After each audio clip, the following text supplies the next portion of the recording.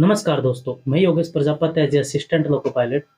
दोस्तों, आप सभी को पता है कि अगर आप किसी भी एग्जाम को क्रैक करना चाहते हैं, चाहे वो रेलवे की हो गए, चाहे वो एसएससी की हो गए या फिर अदर स्टेट एग्जाम, किसी भी एग्जाम हो गए, अगर आप उसको क्रैक करना चाहते हैं, तो आप सभी को पता है मॉक टेस्ट लगाना ज़रूरी है।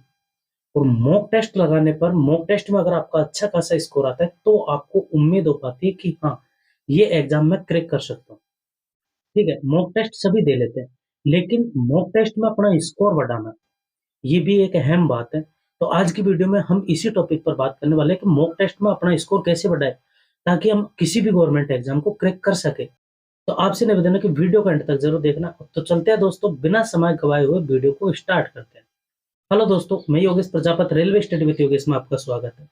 दोस्तों, जैसा कि आप सभी को पता है, अगर आपको मॉक टेस्ट में स्कोर बढ़ाना है, तो आपको कम से कम 2 चीज़ों को आपको विशेष पर फ़ोकस करना पड़ेगा और इन दोनों चीज़ों के बारे में हम इसी वीडियो में बात करने वाले हैं। पहली चीज़ है सिलेबस। अगर आपने किसी भी सब्जेक्ट को, जैसे मैथ हो गया, रीजनिंग हो गया, साइंस हो गया, जीके हो गया, किसी भी सब्जेक्ट को आप पढ़ रहे हो, लेकिन उसका सिलेबस अगर आपका कंप्लीट नहीं है, तो आप मॉक टेस्ट में बिल्कुल स्कोर नहीं कर पाएँगे। तो सबसे पहली बात ये है कि आप अपना सिलेबस कंप्लीट कीजिए। अब बहुत सारे भाई हैं जिन्होंने पढ़ भी लिया है, सिलेबस भी कंप्लीट है, लेकिन मॉक टेस्ट में भी स्कोर नहीं आ पा रहा। तो आपको हमेशा ये एक बात ध्यान रखनी है कि जैसे आप मैथ पढ़ रहे हो और मैथ का आपने सिलेबस भी कंप्लीट कर लिया और मैथ में स्कोर नहीं हो पा रहा, तो पहले आप जैसे परसेंटेज को आपने उठाया उसकी प्रैक्टिस कीजिए, पहले उसकी यूट्यूब से क्लास लीजिए, उसके बाद में उसकी प्रैक्टिस कीजिए, फिर मॉक टेस्ट दीजिए। ऑटोमेटिक आपका परसेंटेज का क्वेश्चन सारे सही निकलने लग जाएँगे। तो ऐसा ही आप अगले एक्सरसाइज के साथ कीजिए, उसके बाद ऐसा ही आप अगले एक्सरसाइज के साथ कीजिए। तो अगर आप ऐसे कंटिन्यूटी करते चलेंगे, तो आपका सिलेबस भी कंप्लीट हो जाएगा और आपके मॉक टेस्ट में अच्छा खासा स्कोर भी देखने को आपको मिल जाएगा। तो अगर आपका सिलेबस कंप्लीट नहीं है, फिर सिलेबस कंप्लीट कर लिया, फिर भी स्कोर बिल्कुल नहीं आ रहा, तो आपको ये तरीका आज़माना है। पहले आप जैसे क्लास लिया आपने, आज मॉर्निंग में आपने क्लास ले ली, शाम को उसकी प्रैक्टिस कर ली, अगले दिन उसकी प्रैक्टिस कर ली, फिर आपको अगले दिन शाम को आपको मॉक टेस्ट लगाना है उसी एक्सरसाइज का। और ये सारे मॉक आपको टेक्स्ट बुक पे मिल जाएँगे या फिर अदर आप एप्लीकेशन से दे रहे हो, तो वहाँ पे भी आप मॉक दे सकते हैं। आपको बेसिकली मॉक देना है। मॉक में अच्छा स्कोर प्राप्त करना, यही आपका टारगेट होना चाहिए। एग्ज़ाम आपकी ऑटोमेटिक निकल जाती है, एग्ज़ाम की कोई ज़रूरी नहीं है कि आप जैसे मॉक टेस्ट में अगर 90 नंबर भी ले आते हो, तो भी एग्ज़ाम नहीं निकले या फिर निकले, ये ज़रूरी नहीं है। लेकिन आपको ये टारगेट करना है कि मॉक टेस्ट में मैक्सिमम स्कोर आपको करना है। मैक्सिमम स्कोर करने के लिए आपको ये तरीका आज़माना है, आपने क्लास ली, उसकी प्रैक्टिस की, उसके बाद में उसी एक्सरसाइज़ के आप मॉक दीजिए और जैसे ही आपका 50% सिलेबस कंप्लीट हो जाए, 50% सिलेबस में आपसे बहुत सारे क्वेश्चन्स बनने लग जाए, उसके बाद में फिर आप पर्सनल उस सब्जेक्ट की सेक्शनल मॉक देना स्टार्ट कर दीजिए।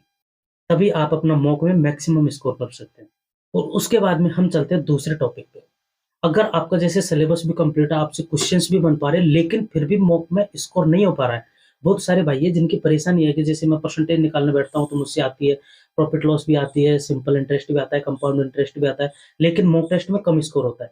तो अगर आपका जैसे सारे टॉपिक कवर भी है और मॉक टेस्ट में भी कम स्कोर आ रहा है, तो इसके लिए आपको करना है रोज़ाना का आपको 1 या फिर 2 सेक्शनल मॉक लगाने हैं। जैसे आपका मैथ में कम स्कोर आ रहा है तो मैथ के सेक्शनल मॉक लगाइए, अगर आपका साइंस में स्कोर कम आ रहा है तो साइंस के सेक्शनल मॉक लगाइए। फिर मॉक टेस्ट लगाने के बाद उसका अच्छे तरीके से एनालिसिस कीजिए। मतलब जैसे आपने सेक्शनल मॉक लगाना स्टार्ट कर दिया, ग्रुप डी के आप सेक्शनल मॉक लगा रहे हो, तो ग्रुप डी के जैसे 25 क्वेश्चंस आपके मैथ के आ रहे हैं, तो 2500 का पहले अच्छे तरीके से आप एनालिसिस कीजिए, फिर उसके बाद में अगला सेक्शनल मॉक दीजिए। आप जैसे ऐसे सेक्शनल मॉक देंगे तो 20 से 25 दिनों में आप अच्छे से अच्छा स्कोर गेन करने लग जाएँगे। ये आपका पढ़ने का तरीका, आपका पढ़ने का अंदाज़ इसी प्रकार से होना चाहिए कि आपको जैसे आपको खुद की कमी का आपको पता है।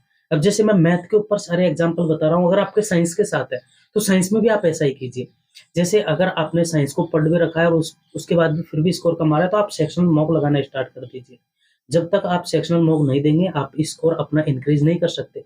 बहुत सारे भाई हैं जो फुल मॉक देते हैं, तो फुल मॉक में आप ये देखिए जैसे आपकी रीज़निंग बहुत अच्छी है, ठीक है, मैथ भी आपकी बहुत अच्छी है, उसके बाद में साइंस आपकी वीक है, तो आप फुल मॉक देंगे, उसमें 100 क्वेश्चंस मिलेंगे, उसमें आपको मॉक टेस्ट देने के लिए 1.5 घंटे का टाइम आपको वो चाहिए, फिर उसके बाद में 1.5 घंटे, 2 घंटे तक आपको एनालिसिस करना चाहिए, फिर उसके बाद में 3 से 4 घंटे आपके उस मॉक टेस्ट से बिगड़ेंगे।